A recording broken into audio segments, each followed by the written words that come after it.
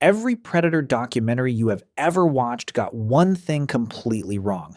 It told you predators learned to avoid humans on their own. That is not what happened. Your ancestors taught them deliberately, systematically, over thousands of generations, with tools, chemistry, sound, and a level of behavioral precision that modern science is only now beginning to understand. This is not a story about humans getting lucky in the dark. This is a story about the most sophisticated behavior modification program in the history of life on Earth. And your ancestors ran it without writing a single word down. Here's what the documentaries always skip. Ancient humans did not just sleep near fire and hope for the best. They actively marked territory. Every single night. Researchers studying hunter-gatherer groups that still live in close proximity to large predators found something consistent across groups on multiple continents. Camp perimeters are marked with human scent. Deliberately, systematically. The same spots marked repeatedly over time. Now, here's the chemistry that makes this fascinating. Predators identify prey through specific chemical signals they have evolved to recognize over millions of years. Deer, antelope, wildebeest. Each one has a chemical profile that triggers the hunting response.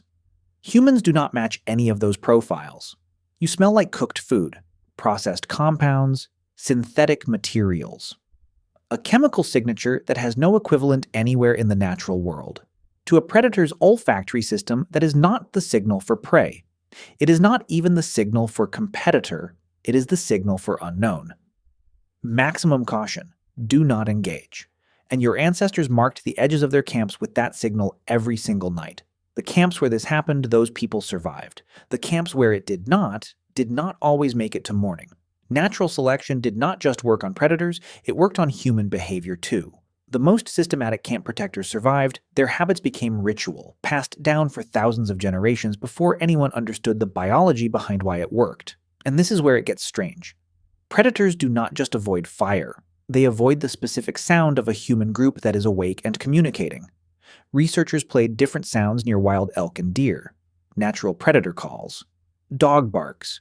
Human voices. The result was surprising. Human voices produced stronger flight responses than the sounds of actual predators. Not screaming, not alarm calls. Ordinary human conversation. Why does casual conversation work better than a predator's own call? Because a relaxed human voice signals something terrifying to the predator brain.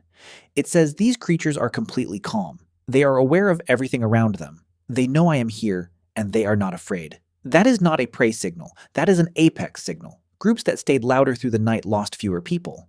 Groups that went silent when darkness fell sometimes did not see the morning. The habit of talking around a fire at night is not just social. It is a survival broadcast.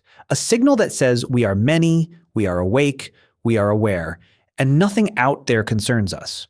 Your ancestors were not just surviving the night, they were owning it. Wait until you hear what came next. Approximately 15,000 years ago, humans did something that had never happened once in the entire history of animal life on Earth. They deliberately recruited a predator to guard them from other predators. The domestication of wolves into dogs was not accidental. The latest genetic research suggests it was a mutual negotiation.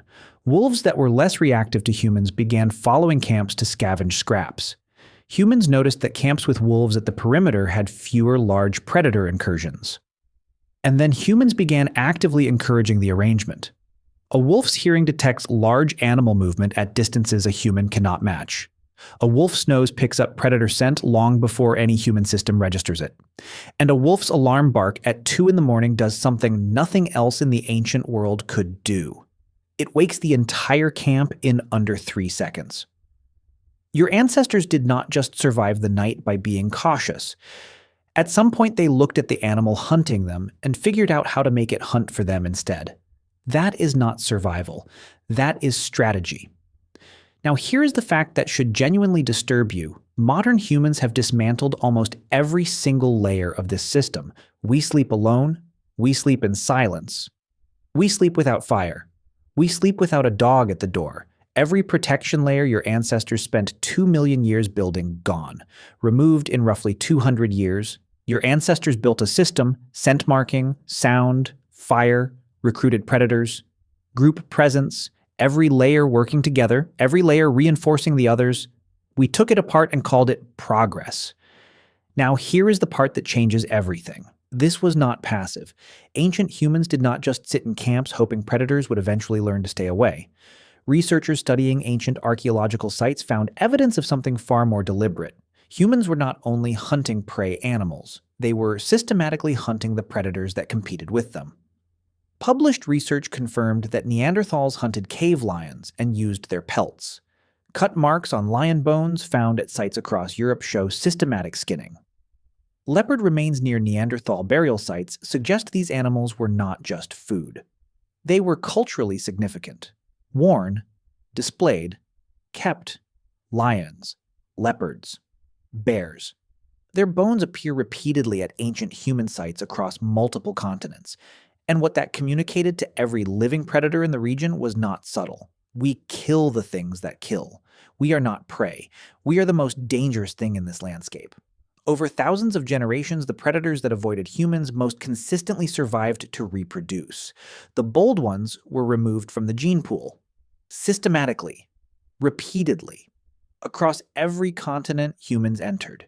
Here is what nobody tells you. The lions alive today are not the descendants of the boldest individuals of their species. They are the descendants of the most cautious ones. The careful ones survived. And your ancestors made them that way. Researchers attaching GPS collars to large predators across multiple regions have found the same pattern consistently. These animals know where humans are with a precision that suggests active and ongoing monitoring of human presence. They are tracking us, mapping our movements, scheduling their entire lives around ours. That is not simple fear. That is sophisticated behavioral adaptation to the most dangerous species this planet has ever produced. And that adaptation was not random. It was built, generation by generation, by your ancestors, using fire and scent and sound and strategy and a patience that makes everything we call civilization look like it started 5 minutes ago.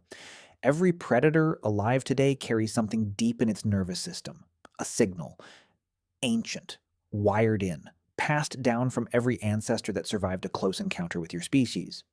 It says, not that one. Leave that one alone. Your ancestors did not put that signal there by accident. They built it deliberately. Over 2 million years, the predators did not decide to leave you alone. You taught them to, and they never forgot. Never